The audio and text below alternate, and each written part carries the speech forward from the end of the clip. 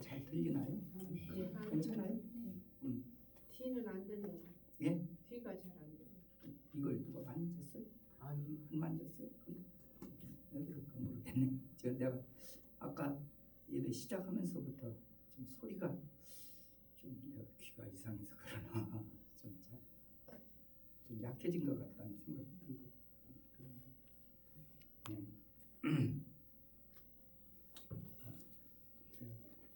제가 좀 목소리를 높여서 소리 올리면 좀 되긴 되겠는데 또 우리 시선이 흐려질까 봐서 그런 말씀 하겠습니다. 목사님 지난번 한발 목사님 오셨을 때 좀 줄인 것 같은데 안 줬어? 높였어. 그때 주셨던 아니요, 높였어. 나도 그냥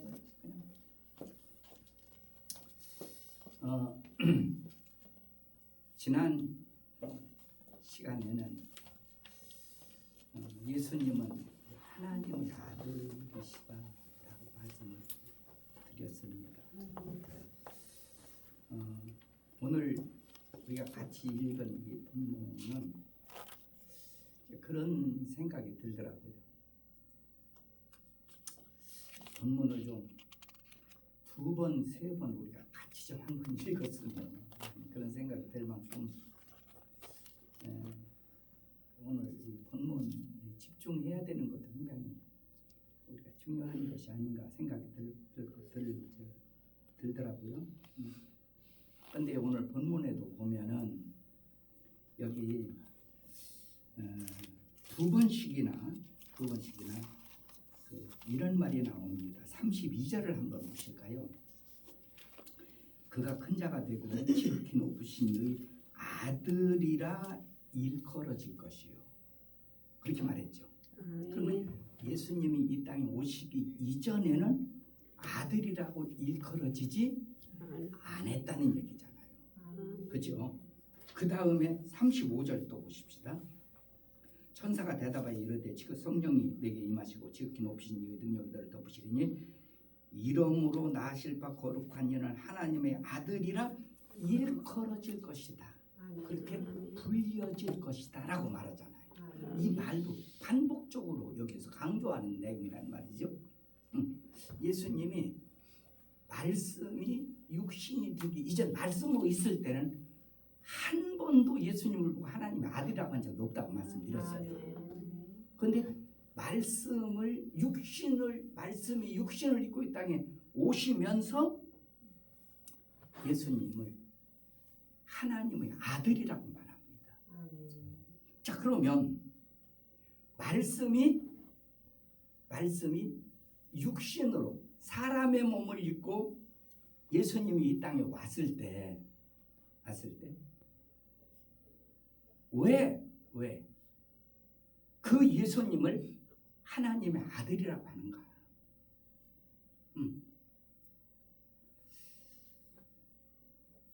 지난 시간에 말씀을 드렸어요. 하나님의 아들에 대한 것을 설명하려면요, 이거를 소위 이제 우리가 신학이라고 하는데 학문적으로 이 말을 하면요, 하나님의 아들이라는 설명을 할래도 1시간짜리로요 10번 내지 12번을 설명을 해야 될 분량입니다.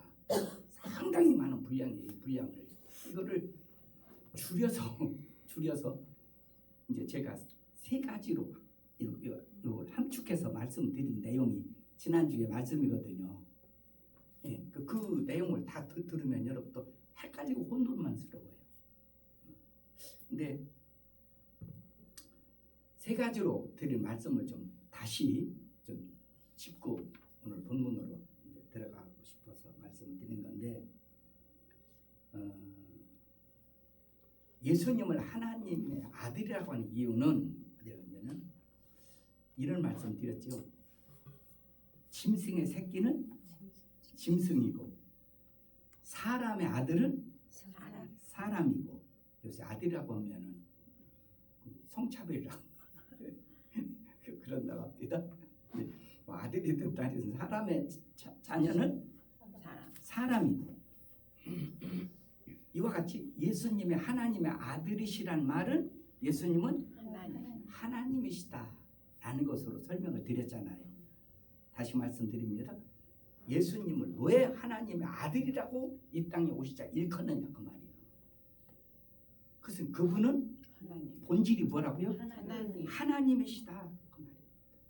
여러분 잘 이해를 우리가 아멘 좋아요. 그러나 아는 것과 믿는 것이 하나가 돼야죠. 뭐를 믿냐? 모르겠어. 그냥 아멘 믿어. 그건 좋은 신앙이라고 말할 수는 없을 거예요. 예. 또 두 번째로는 왜 예수님을 하나님의 아들이라고 하느냐? 아들. 예. 여러분 제가 처음에 이 교리를 들어갈 때 이제 하나님에 대해서 말씀을 드렸어요. 하나님에 대해서 말씀을 드릴 때 뭐에 대한 말씀을 드리냐면 하나님을 말씀드리기 위해서는 연결되는 것이 뭐냐면 성경이거든요. 성경. 그러면 하나님과 성경을 오늘 우리가 어떻게 접하느냐라고 했을 때 그 용어를 계시라는 용어를 쓴다고 말씀을 드렸어요. 계시라는 말은 일반 사회에서 쓰는 용어가 아니고 종교적인 용어입니다.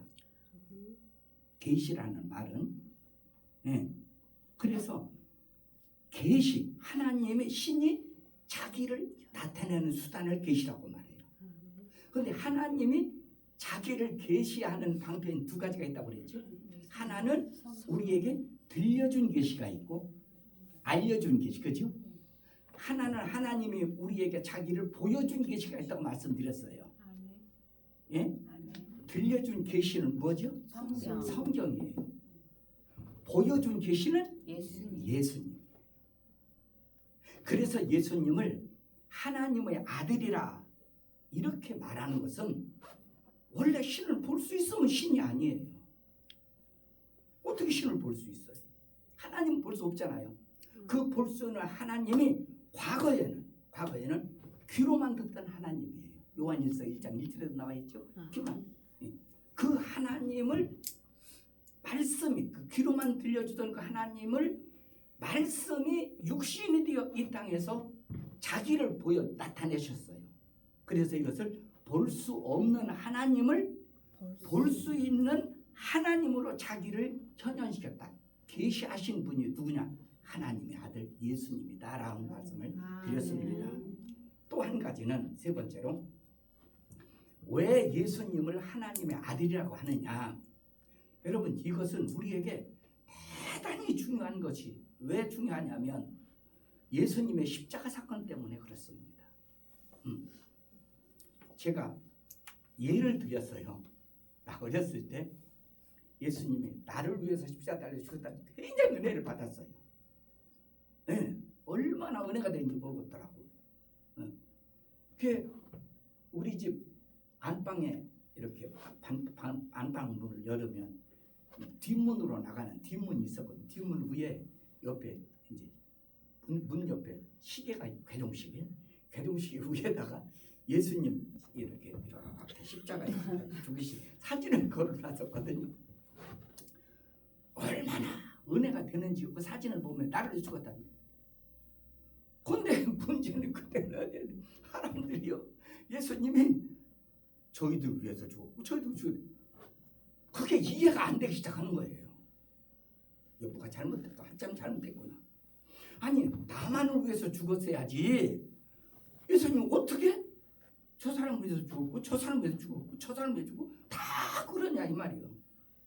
이때부터는 은혜가 떨어지기 시작하는데 정말 이해가 안 되더라고요.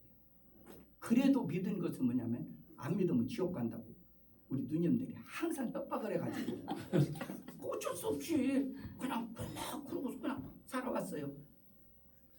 근데 죄송합니다. 제가 목회 현장에 들어와서 제 고민이 먼저 풀어져야 될 거 아니었어요. 고민이. 거기에서 제가 발견한 것이 뭐냐면 나는 예수님이 나를 위해 죽었다는 것을 나는 숫자로 보았지. 나와 예수님 숫자로 보았지 가치로 보질 않았구나. 이게 내가 잘못된 예수님에 대한 오해였구나. 이걸 발견했습니다. 그래서 제가 지난 시간에 뭐라고 말씀드렸냐. 솜 한 근하고 금 한 근하고 부피로 따진다면, 숫자로 부피로 따진다면 뭐가 더 커요? 솜이 클 거예요. 그렇죠? 그래 가치로 따진다면 비교할 것도 없죠. 예수님이 하나님의 아들이시다. 여러분, 예수님은 조물주라는 얘기 하나님이시라는 얘기거든요. 그렇잖아요. 그분의 가치와 피조물, 아니 사람이 흙으로 만들어졌다고 하지만 그게 먼지라니까. 먼지에 지나지 않는 존재예요. 그 피조물에 불과한, 먼지에 불과한 인류를 위해서 예수님이 이 땅에 오셨다는 것. 가치로 보면요, 여러분, 지금까지 아담 이후로 이 세상에 수로 헤아릴 수 없는 천문학적인 사람들이 왔다 갔을 겁니다. 그렇죠? 그 많은 사람들을, 아니 조물주와 피조물 사이에 놓고 볼 때, 아니 조물주와 먼지에 지나지 않은 우리 사람으로 볼 때, 여러분, 예수님의 가치가 인간을 구원하고도 표현 자체가 이상하잖아요.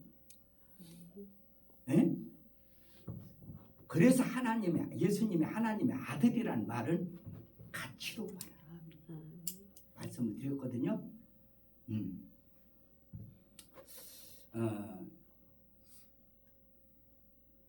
그래서 이제 하나님의 아들이라는 말의 의미를 이제 세 가지로 함축해서 제가 말씀드리는데,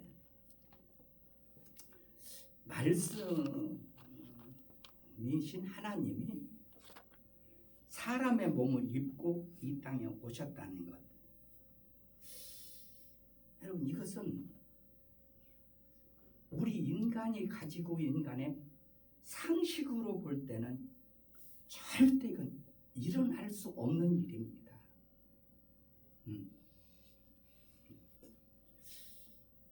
어떻게 조물주가 어떻게 피조물 중에서도 가장 연약한 그런 그 피조물 속에 조물주가 들어왔다는 것. 전에 제가 하늘을 설명할 때도요, 바울이 말한 말을 인용을 해서 제가 말씀을 드렸어요. 그 히브리 사람들은 하늘 할 때 하늘에 대해서 세 가지 개념을 갖고 있다고 말씀드렸죠. 첫째 하늘은 새가 나르는 하늘, 그죠? 두 번째 하늘은 우주 하늘, 그죠? 세 번째 하늘, 성경에서 말하는 하늘나라, 세 번째 하늘은 우주 하늘, 우주 벽을 벗어난, 우주 하늘을 벗어난, 우리나라 말로 표현한다면 신들의 하늘. 이걸 그냥 번역하면 천사들의 하늘이라고 말하거든요. 그 시작도 끝도 없는 그 하나님의 나라, 하늘나라, 여러분, 그 하늘나라보다 크신 분이 하나님이라고 말씀드렸어요. 이거 어떻게 표현하겠어요? 그런데 문제는 그렇게 크신 하나님이 우주 속에 있다. 이것만도 대단한 일입니다. 그것만으로도. 그런데 우주는 고사하고 그 하나님이 이스라엘, 우리나라가 도가 몇 개죠? 남북한 8도라고 하잖아요. 8도, 그죠? 8도 중에 한도만한, 우리나라 한도 충청남도만한 그런 땅이 이스라엘 땅이래요. 그 이스라엘 땅에서도 어디에 오셨어요? 베들레헴이에요. 베들레헴이라는 곳에도 어디 오셨어요? 마리아. 이 마리아의 뱃속에 조물주가 그 속에, 여러분, 그냥 우리가 예수님이 있다고 했다. 우린 보는 것이 크게 보이니까 우린 그걸 부담없이 그렇게 생각하지만 한 번쯤 고민하고 하나님과 조물주와 피조물 돌아가서 그 절차적으로 제가 말씀드렸듯이 그 중에 여인의 봉 자궁 속에 예수님이 오셨다. 여러분 이게 상식으로요 이게 이해될 수 있는 건 절대로 아닙니다. 이거 어떻게 이게 믿어져요? 이게 응? 성경에 보면 여러 많은 하나님의 행하신 이적들이 나와요. 뭐 말로 형언할 수 없는 많은 일이 나와요.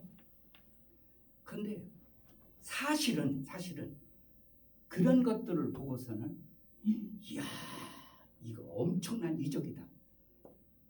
여러분 조물주가 피조물 속에 들어왔다는 것에 비해서는 그건 이적도 아니에요. 그래서 이적 중에 가장 큰 이적이 뭐냐? 말씀 육신됐다는 겁니다. 아멘. 그럼 한 번쯤 고민해 보세요. 한 번쯤. 네? 이거는 우리 이성으로는 도저히 이해도 믿을 수 없는 거예요. 그런데 말씀이 육신으로 예수님의 몸이 여인의 자궁에 수태가 됐다? 이것도 이적 중에 큰 이적이지만요. 여러분 이 이적 못지않게 놀라운 이적이 또 하나 있어요. 그 사실을 우리가 믿는다는 거예요. 아멘. 그래서 바울은 뭐라고 말하는 줄 아세요? 성령으로 하지 않고는 믿을 수 없다는 거예요. 아멘. 네? 우리가 생각할 땐 여러분 지금 쉽게 믿는다고 생각이 들지 모르지만요. 우리가 그렇게 오신 그런 모습으로 그런 과정을 통해서 이 땅 예수님이 오신 예수님 우리가 믿는다는 거예요. 여러분 이건요 정말 우리 여기 앉아있는 여러분 이건 정말 놀라운 사실이에요. 아멘. 네.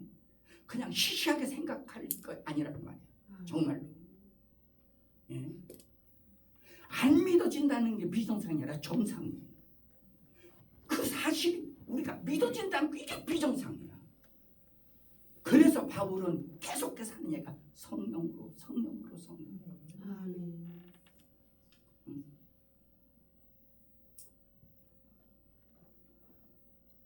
그러면 오늘은 본문을 중심으로 해서 이제 오늘 이 누가복음 본서의 그 저자가 누가복음의 저자가 누구지요?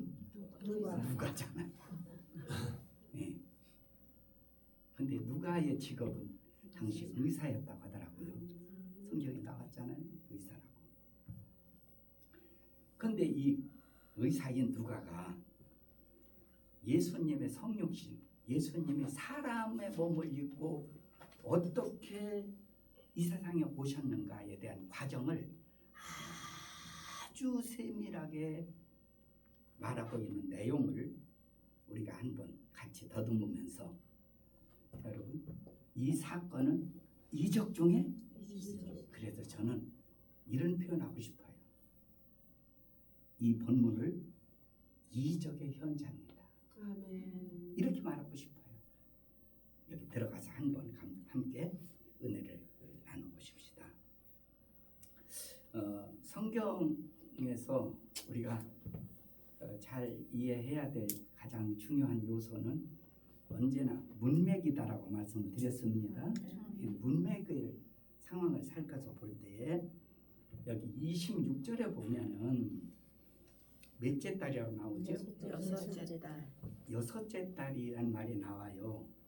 여러분 문맥적으로 볼 때는 예수님을 얘기하는 것 같아요. 아니면은 엘리사벳을 세례 요한을 수태한 엘리사벳을 얘기하는 것 같아요.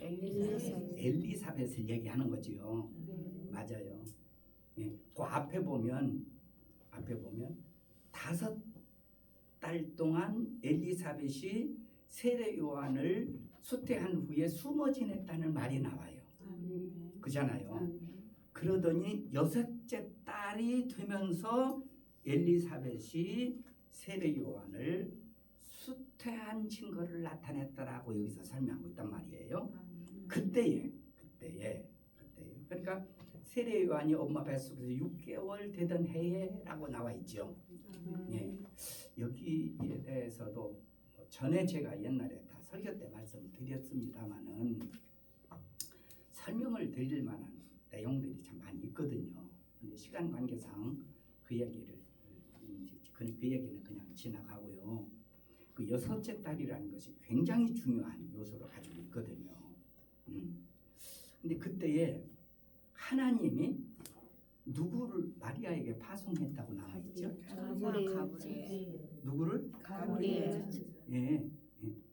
가브리엘이라는 천사를 마리아에게 파송시켰다라고 말하고 있어요. 그죠? 근데 여기서 여러분 천사마다 이름이 다 있거든요. 가브리엘, 미가엘, 루시엘, 라파엘, 라구엘. 이 천사에게는 다 이름이 이렇게 붙어 있는데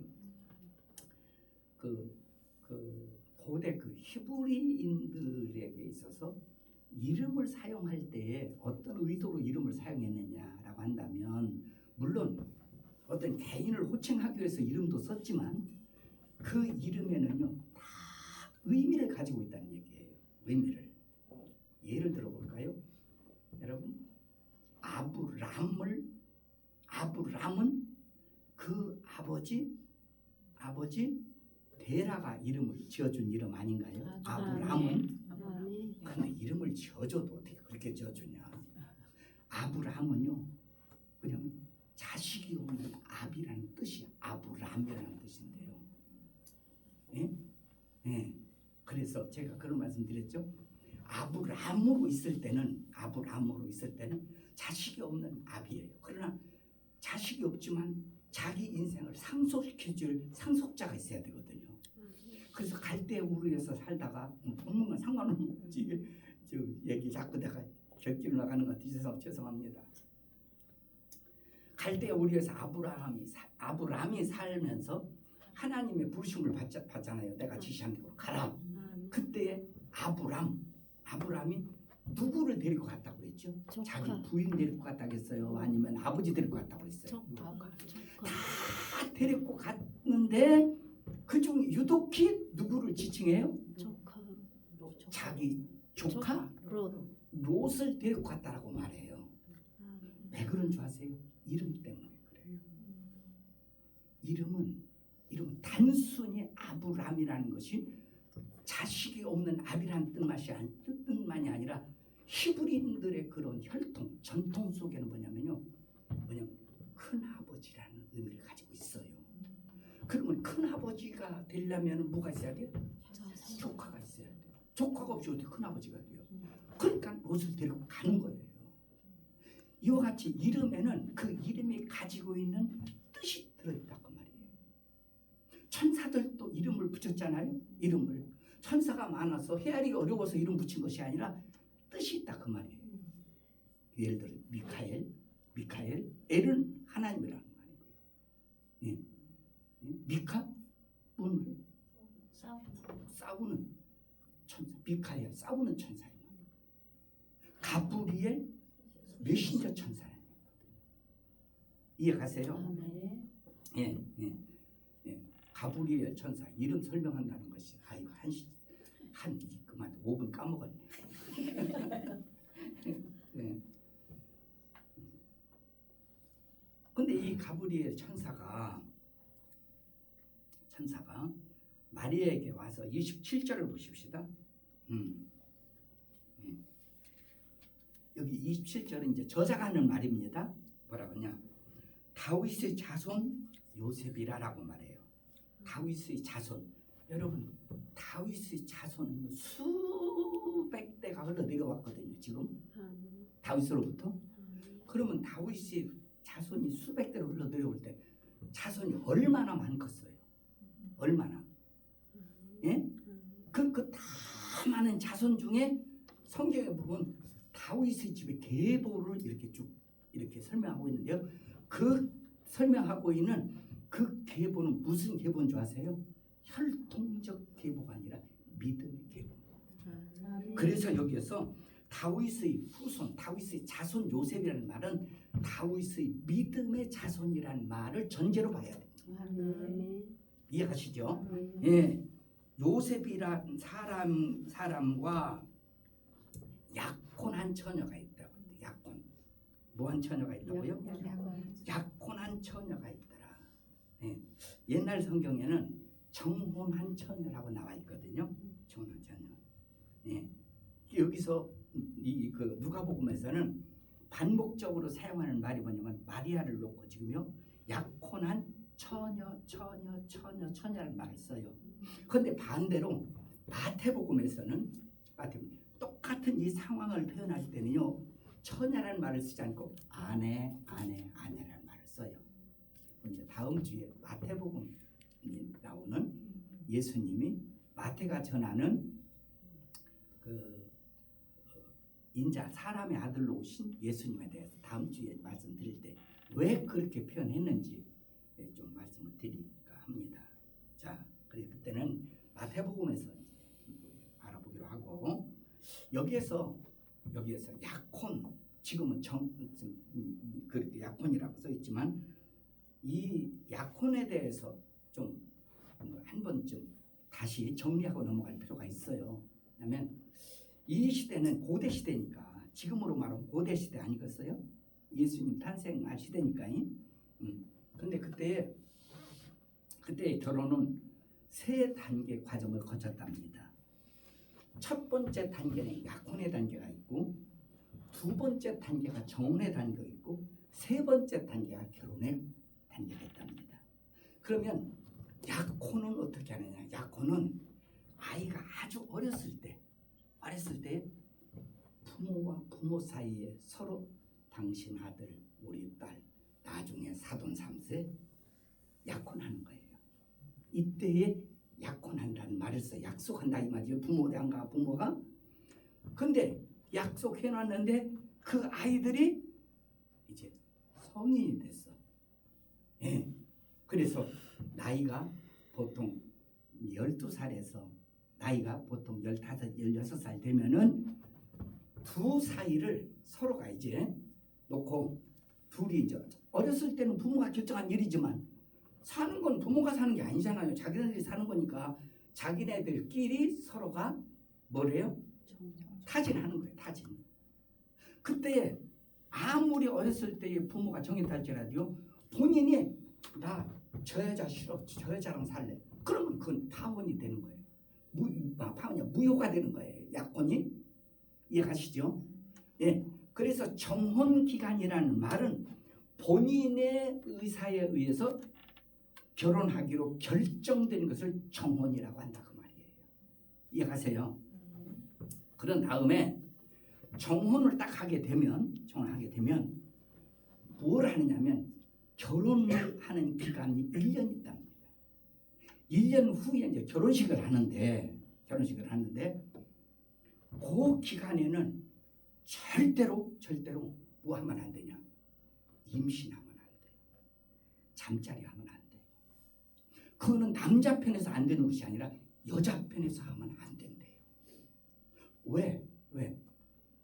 그 결혼에 대한 이야기를 다 드릴 수는 없어요. 지금 짧은 시간에 전 이 얘기를 하면서도 좀 조마조마하거든요. 마음은 내가 이 얘기를 내가 이거 중간에 잘라봐야 이게 내용이 많은데요.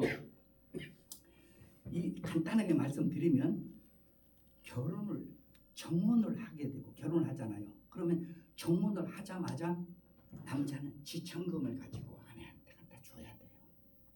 대신 여자는 뭘 하느냐? 여자는 자기의 처녀성을 유지해야 돼요. 예. 나 어렸을 때 그 여자분들이 결혼식을 할 때 이불을 해갖고 가잖아요. 이불에는 꼭 이불하고 요에는 혼이불을 씌워요. 혼이불을 무슨 색깔로 씌우게 해요? 하얀 색깔로 씌워요. 왜요? 첫날 밤을 지내고 나면 처녀성이 드러난다는 거예요. 그 증거예요. 그런데 이것은 유대인들에게는 필수였답니다. 네? 만약에 처녀성이 드러나지 않았다? 그 흔적이 없다? 그러니까는 결혼하고 나면 그 혼입을 거기에 묻은 피 있잖아요. 첫날 밤은 이제 피를 그거를 계속 반드시 어디로 보내냐면 친정으로 보낸대요. 왜? 나중에 남자가 여자를 모함해가지고 나 이 여자가 이 처녀가 아니야 해가지고 모함해서 나중에 변상금을 요구하면 처녀한테 시작금을 줬으니까 이제 파혼할 때는 변상금을 요구할 거 아니겠어요? 그러면 당한다는 거예요. 그거 유지해야 된다는 거죠. 그래서 정혼을 한 다음에 결혼 때까지는 어떤 일이 있어도요. 어쨌든 임신하면 안 돼요. 지금은 뭐 다 DNA 조사 하니까 누구 자식이다 지금 알 수 있지만 당시만 해도 알 수가 없잖아요. 자기 자식이 남자가 내 자식 아니라고 하면 그 여자는 어떻게 해요? 돌에 맞아 죽어요. 간음했다 해서 그게 희귀 법이었으니까 당시에. 여러분 그러니 지금 이런 상태 여기서 약혼이라는 말은 엄밀히 말하면 정혼 상태라 그 말이에요. 왜 제가 이 이야기를 시간을 할애하면서까지 설명드리냐면 중요하기 때문입니다. 요 약혼이라는 말과 정혼이라는 말, 이게 결혼, 이게 중요하기 때문에 그렇거든요. 근데 가브리엘이라는 천사가 마리아에게 나타나서 문안 인사를 하는데 뭐라고 원하냐? 하나님이 너와 함께 하신다. 하나님. 예. 28절에 이렇게 말하고 있죠. 그때 29절에 이 말을 들은 마리아가 29절 30절에 보면은 이 인사를 받은 마리아가 놀라서 이게 무슨 인사 말이냐. 지금 여기 놀랐다고 나와 있어. 28절에는 29절에는. 근데 30절에 보니까요. 처녀 마리아가 놀라서 두려워 떨었던 상황을 말합니다. 뭐라고 말하는 천사가 말해요?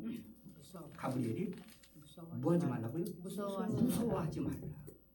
두려워서 떨지 마라 그 말이에요. 자기 인사를 받은 인사를 듣고는. 여러분 왜 두려워서 떨었는가? 왜? 이런 상황에서는 항상 문맥적으로 봐야 됩니다. 이걸 볼 때 뭐 때문에 그랬느냐? 뭐 때문에? 인사 때문에 그런 것이 아니라요. 수태고지를 받았기 때문에 두려워 떨고 있는 거라는 얘기죠. 수태고지. 자, 천사는 마리아에게 뭐라고 말하느냐? 너는 하나님의 은혜를 입은 자다. 이렇게 안심을 시키잖아요. 여기서 여러분 은혜를 입었다는 말이 무슨 뜻일까요? 하나님이 수많은 여인 중에 너를 택정했다 그 말이에요. 이거를 은혜를 입은 자다. 이렇게 말하면서 31절 32절에 보니까 천사가 마리아에게 하나님이 너를 선택해서 너에게 은혜를 입혀주므로 너는 아들을 낳을 것이다. 수태고지를 합니다. 여기서. 네. 그리고는 아들을 낳으면 무엇까지 하라고 말하죠? 이름을 예수라고까지 지으라고 말해요.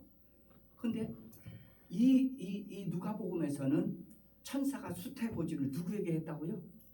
마리아에게 했다는 얘기 나와요. 그죠? 그리고 또 이름을 뭐라고 지으라고 했다고요? 예수. 마리아에게 예수라는 이름을 지으라고 나와요. 근데 마태복음에서는 모두가 다 요셉에 대한 이야기가 나와요. 그때 마태복음 가서 왜 그렇게 말하는지를 설명해 드리고요. 자, 그러면서 천사가 이 마리아에게 말합니다. 자, 내게 수태될 그분은 영원한 왕이 되실 분이다. 다윗 우위라는 말은 다윗이 왕이잖아요. 왕의 자리에 앉는다 이 말이죠. 자리고 있지 않습니다. 상하를 얘기하는 게 아닙니다.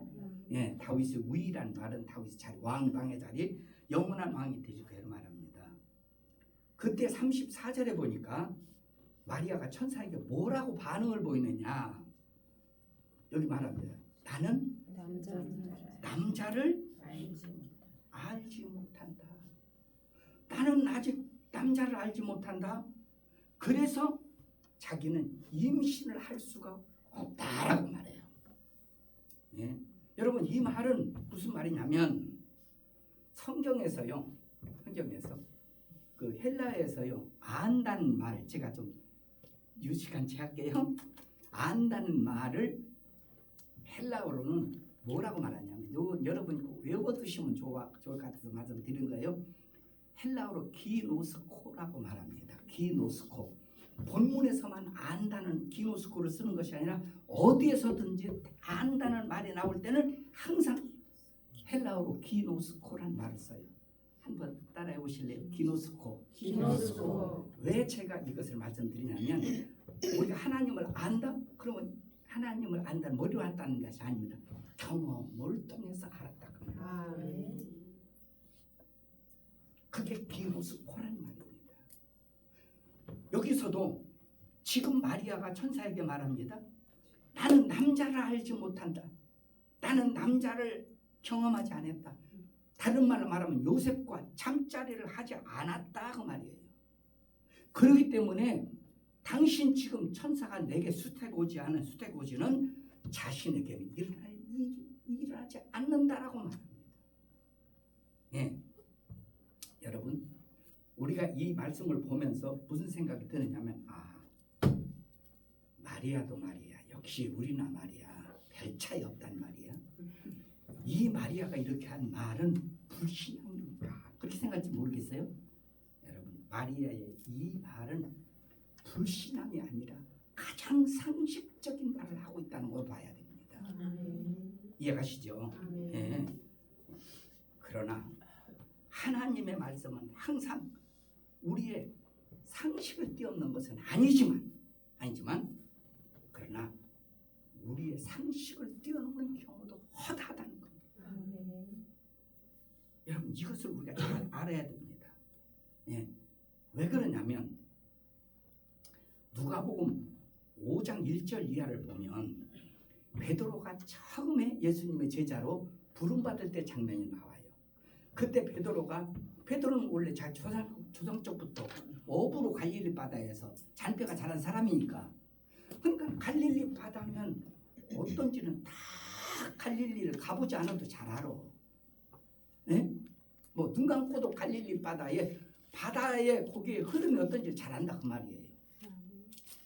그럼에도 불구하고 밤새 어부질을 했는데 밤새 어부질을 하다 보니까 예배 시간에 졸음도 오죠.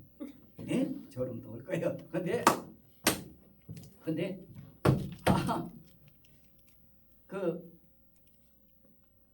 고기를 잡지 못했어요. 예수님이 뭐라고 말씀하신지 아세요?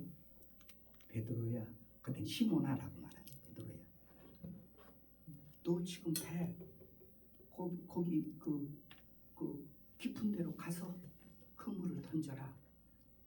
상식으로 볼 때는 저녁에는 깊은 물에서 논답니다. 그 날이 밝으면 고기가 육지로 나온대요. 얕은 데로 나온대요. 먹이를 찾아서. 프랑크톤을 먹으려고?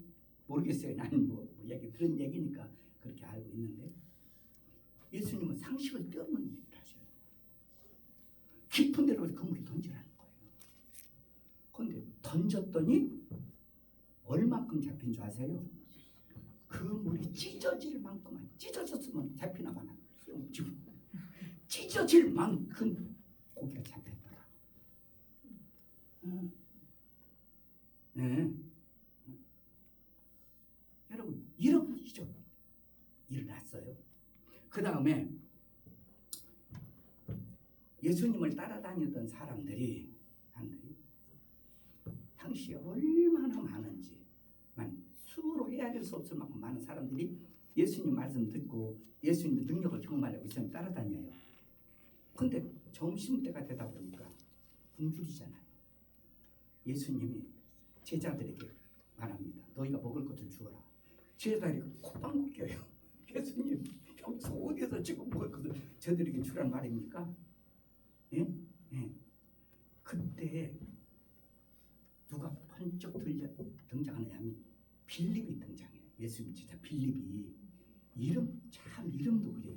빌립이 어린아이의 손에 들렸던 보리떡 5개 물고기 2마리를 빌립이 뭐 해왔어? 빌려왔어. 빌려와가지고는 예수님에게 이게 전부예요. 여러분, 빌립이 갖다 줬을 때는 신앙이 좋아서 갖다 준 게 아니에요. 이건데 어떻게 이 사람들을 이걸 해야 돼? 상식으로 볼 때 안 된다 그 말이에요. 예수님 포기하시라 그 말이에요. 그다음에 앉도록 해라. 이신부씩 앉아라.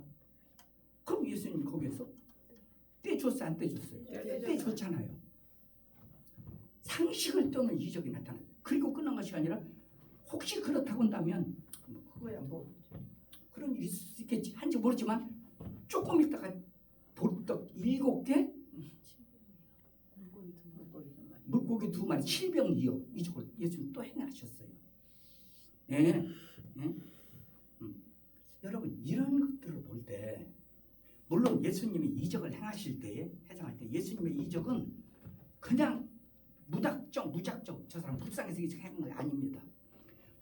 모두가 다 예수님은요 행하신 이적이나 하신 말씀이나 그가 모든 역사는 기차가 레일 위에서 달려가듯이 예수님은 모두가 다 말씀의 성취예요. 말씀을 이루지 않은 방편이죠. 그래서 여러분 제가 이적과 기적은 달리 우리가 이해하면 좋겠다고 말씀드렸잖아요. 기적은 요행을 바라는 거. 요행. 감나무 밑에서 아니 그래도 감은 있긴 있네. 감 떨어지길 바랄지라도 뭔가 금방 뚝 떨어지길 그건 기적을 바라는 거예요. 기적. 요행을 바라는 거야. 복권 사가지고 1억 천금 불라는 거. 이런 짓은 하지 말아야 돼. 아멘도 아니고 하지 말아야 돼. 복권에서 많이 당첨됐다는 것만 얘기 듣지 말고요. 복권해 가지고 나라가 돈 벌어 가지고 돈 어디다 썼다 이 얘기 좀 보셔. 복권을 사 가지고 어쩌다 한 사람이 그 돈 벌었다 한 사람 당첨된 거예요. 그게 날 줄 아세요? 내 돈 주머니 털으려고 국가에서 그렇게 하는 거예요. 왜 그걸 못 보고 요것만 봐? 하지 마. 이적이라는 것은요 상식적으로 잘 알아야 돼요. 믿음의 상식입니다. 이적이라는 것은 하나님이 언약하신 것을 말씀하신 것을 그분이 이루었다고 할 때 나타나는 결과를 이적이라고 하는 거예요. 이해가시죠? 이걸 우리가 잘 신앙생활하면서 근데 이런 얘기를 하면요 안 좋게 생각해. 이런 얘기를 하는 나를 안 좋게 생각해요. 응? 그러거나 말거나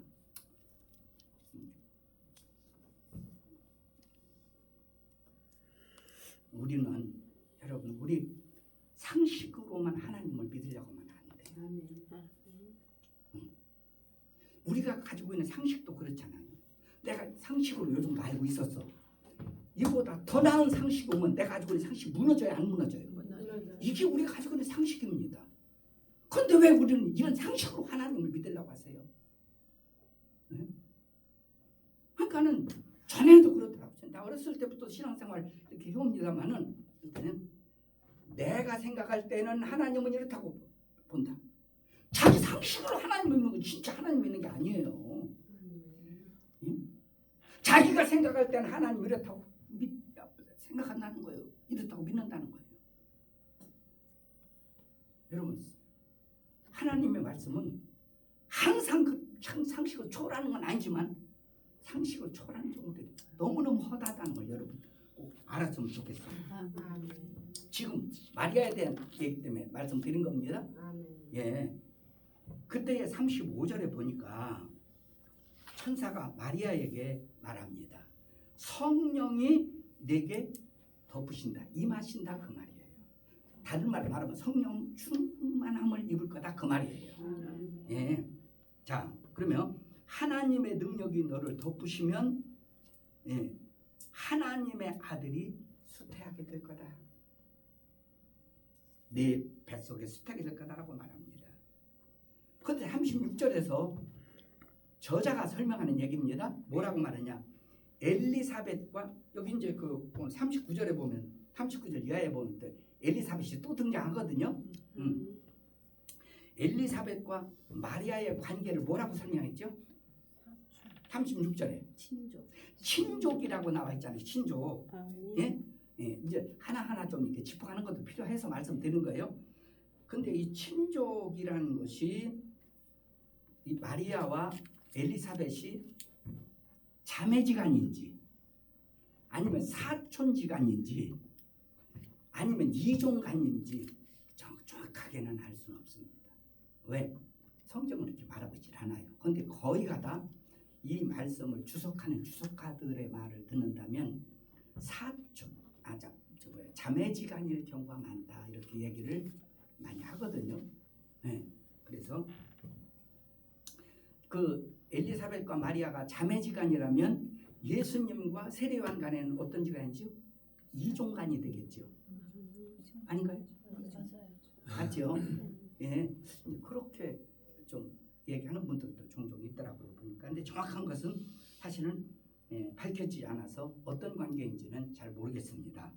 그러나 분명한 것은 이 엘리사벳이 어렸을 때 결혼해가지고 나이가 많아서 할매가 되기까지 엘리사벳과 사가랴 그의 남편 사가랴가 후손을 두기 위해서는 굉장히 기다렸고 굉장히 후손을 찾았던 것 같아요. 그런데 애를 못 낳는 거예요. 애를. 네. 이것을 뭐라고 하냐면 보통 이제 성녀라 그렇게 말을 하거든요. 성녀. 근데 이 엘리사벳이 늙어서 할머니가 되었는데도 애를 갖지 못했어요. 애가 못했다고 나왔잖아요. 근데 그 이야기를 하면서 엘리사벳도 이렇게 할매가 돼서 애를 임신을 못한 여인이었는데도 불구하고 임신했잖아요. 하면서 그냥 하나님의 모든 말씀은 듣지 못합니다. 아멘.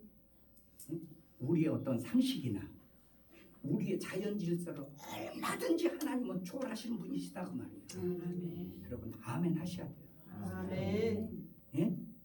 아멘 하죠? 아멘. 예, 이거는 마리아에게만 해당되는 말씀이 아니니까. 예. 자, 38절에 보니까 이 천사의 말을 들은 마리아가 어떤 반응을 보이느냐 이렇게 말합니다. 나는 주의 여종이기에 당신이 지금 내게 말한 말씀대로 자기의 수태가 이루어지기를 원한다라고 요구를 해요. 그 말을 받아들이겠다 그 말이에요. 그렇게 말했죠.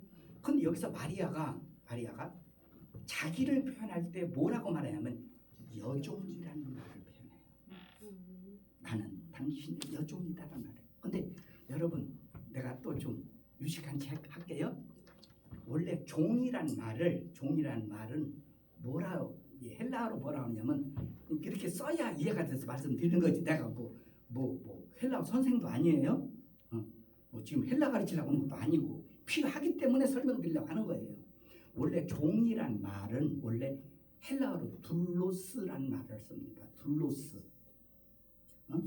둘로스 이렇게 상관없어요. 뭐 우리나라 말도 아닌데 뭐 둘로스입니다. 둘로스. 근데 여기에서는 종이란 말을 둘로스란 말을 쓰지 않고 둘로스에서 나온 파생어가 있어요. 그게 뭐냐면 둘레입니다. 둘로스에서 파생한 말이 둘레입니다. 여기서 여종이란 말은 둘로스란 말을 쓰지 않고 둘레란 말을 씁니다. 그럼 내가 왜 이렇게 설명을 하느냐? 이유가 있어요. 이유가. 여러분 둘레라는 말을 지금 마리아가 쓴 이유는 항상 성경은 여러분 단어로 따지면 우리가 생각할 때는 제가 이렇게 말하니까 여러분 헬라어 히브리어 선생이 성경은 정확하게 알겠네. 그런 것만 아니에요. 예, 이런 단어는 언제나 성경의 해석의 왕도는 뭐라고 그랬죠? 제가 문맥. 문맥이라는 거. 여기 지금 둘레라는 말의 의미가 뭐냐?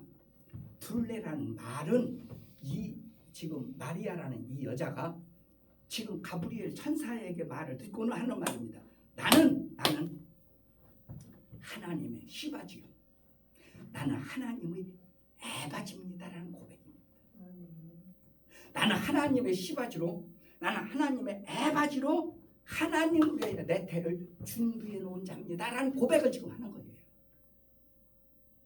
여러분, 다음 시간에 마태복음에서 마태가 예수님을 어떻게 인자로 왔다고 증거하는가 할 때에 이 내용을 좀 더 제가 세부적으로 말씀을 드릴게요.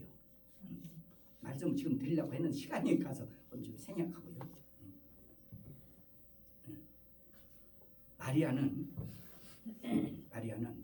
하나님의 말씀이 자기 태에 임하기를 지금 수용하고 있어요. 받아들이고 있어요. 있어요. 마찬가지로 여러분, 우리도 신앙이 뭐예요? 하나님의 말씀을 내 영혼에 수태시키는 거예요. 이게 신앙. 내 영혼을 머리로 인지하는 거 물론 잘하시는 거예요. 그러나 수없이 말씀드렸습니다. 하나님의 말씀인데요. 하나님의 말씀을 머리로만 받아들이면, 머리에다만 수태시키면은 여러분 지옥이에요. 머리와 이 가슴 사이는 30cm밖에 안 될까요? 50cm 될까요? 근데 저를 봐요. 여기는 지옥이에요.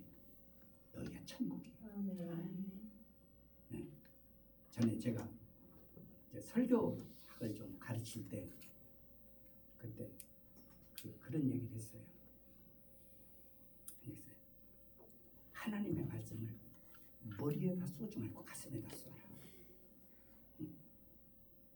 벌써 설교하는 소리를 들어보면 그 설교는 정보 제공을 하고 있는 건지, 물론 설교가 내용이 충실해야 되지만 전달하는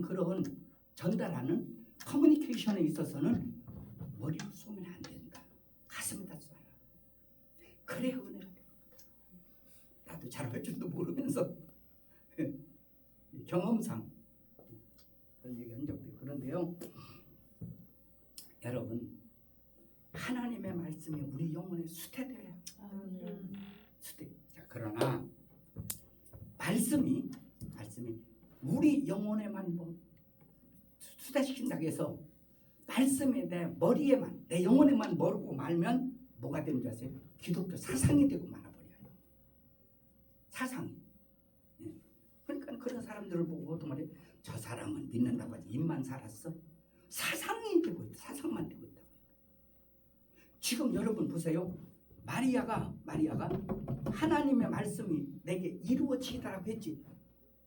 자기가 믿음으로 받아들였잖아요. 그래요? 그래 안 그래요? 그럼 말씀 어디서 이루어지죠? 어디서 이루어졌죠? 태에 이루어지는 거 아니에요. 하나님의 말씀은 우리가 머리로만 받으면 안 돼요. 가슴으로만 받으면 안 돼요.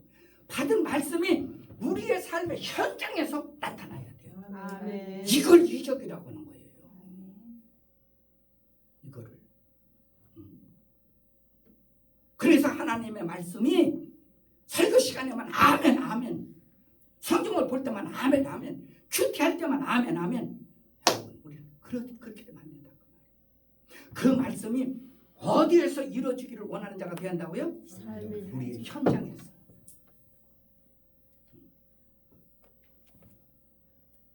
그리고 38절 하반절에 보면 천사가 마리아에게서 어땠다고요? 떠나갔다라고 나와 있죠. 여러분, 이 말은 영이요, 생명이요, 인격적인 말씀, 로고스라고 말씀드렸어요. 그 인격적이요 생명의 로고스 말씀이 마리아의 자궁에 수태되어 성취됐다는 것을 표현하는 말입니다. 천사가 떠났다. 어차피 떠날 천사인데 천사가 떠났다는 얘기를 뭐라고 담겠어요? 천사가 여기 온 목적이 뭐죠? 지금 하나님의 말씀을 마리아 태에 태가 되기 위한 그런 메신저로 왔다 그 말이에요. 사명이 끝났으니까 어떻게 돼? 그러니까 자기 사명이 끝났다 그걸 얘기하는 거예요. 그 사명이 뭐였다고요? 하나님의 말씀이 마리아한테 뭐 하는 거? 후퇴되는 거였다 그 말이에요. 이해가십니까? 그러나 여러분 여기서 설교 이거로 끝나야 되겠네요. 시간이 잘 우리가 여기서 오해하지 말아야 할 것은 이런 데서 오해가 많이 생기기 때문에 내가 그러는 거예요. 응? 응. 천사가 말씀을 수태시킨 것이 아닙니다. 아멘. 분명히 앞에서 천사가 말했잖아요. 아멘. 성령이 내게 임하시고 아멘. 그 성령의 능력이 하나님의 능력이 내게 덮으시리니 라고 말하고 있잖아요. 아멘. 다시 말씀드려요.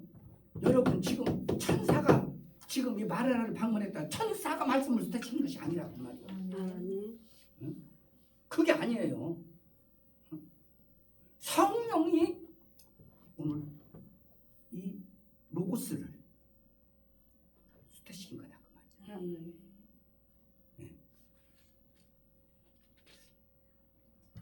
여기까지만 말씀드리랍니다. 오늘 시간이 지나서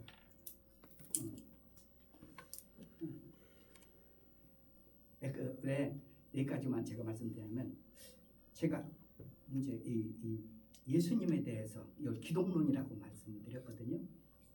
그 전에 삼위일체를 꼭 이해해야 이해할 수 있다고 말씀드렸잖아요. 그래서 삼위일체에 대한 것이 전제가 된 상태, 이 삼위일체는 이해가 전제된 상태가 되어야 그 다음에 제가 설명하는 얘기를 이해할 수 있지. 삼위일체를 모르면 설명해도 엉뚱하게 헤매고 말아버린다고요. 그냥 이렇게 말씀이 그냥 이렇게 여러분 들을 때 쉽게 이렇게 뭐 이렇게 할지 모르지만 전하는 사람 입장에는 그게 아니거든요. 분명한 어떤 정로로 가야 된다는 얘기거든요. 그래서 그 내용은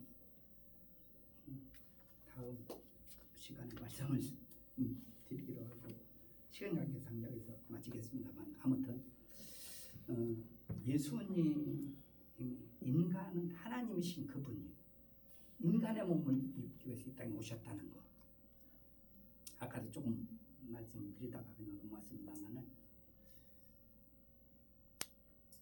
아까 그 말씀드렸죠.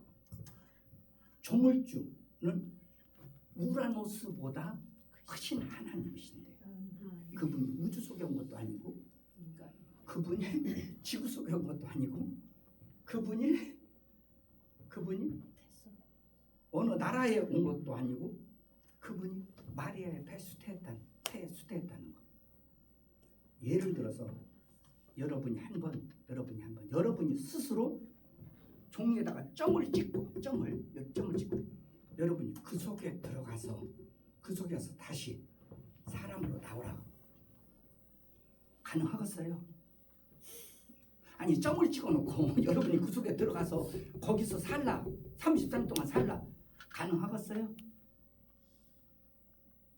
조물주 하나님이 여러분 세상에 어느 피조물보다 크신 하나님이 피조물 중에 가장 작은 먼지예요. 먼지. 예. 이걸 베드로서를 보면 뭐라고 말하는지 아세요? 베드로서를 보면요 원소란 말을 표현해요. 원소. 그 속에 들어오셨다는 거예요. 그 속에. 이건요 정말 아까도 말씀드렸죠. 우리가 이 사실을 믿는다는 거는요 이적 중에 이적이라고 난 거예요. 저는 내가 이 원고를 다시 설교 원고를 쓰면서도요 너무 감격스러워.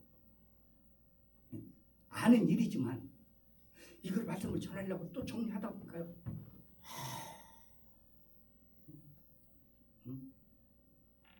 나 같은 이런 존재인데 어떻게 내가 이런 믿음을 가졌는가? 너무 은혜가 되는 거예요.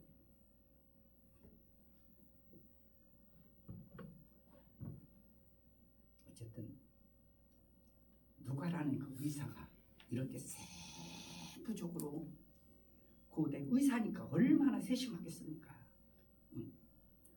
예수님이 인간 사람으로 오시는 과정, 그 사실 다음 내용을 우리가 살펴봤습니다만은 어쨌든 우리는 완전하신 하나님, 삼위일체의 하나님이신 예수님께서 완전한 인간을 몸을 입고 오셨다는 것. 여러분, 이것을 믿는 믿음의 사람들이 되기를 예수 이름으로 축원합니다. 아멘. 지금은 우리 구주 예수 그리스도의 은혜와 하나님 우리 아버지의 만극하신 사랑과 성령의 감화 감동 역사 교통으로 하시니 조물주 하나님께서 먼지 같은 그런 인간 속에 사람의 몸을 입고 오셨다는 것. 이것을 믿고 돌아가는 우리 모든 믿음의 구속들 머리머리 위에와 생업 위에 또 가정 위에 이제로부터 영원토록 함께 있을지어다. 아멘. 아멘.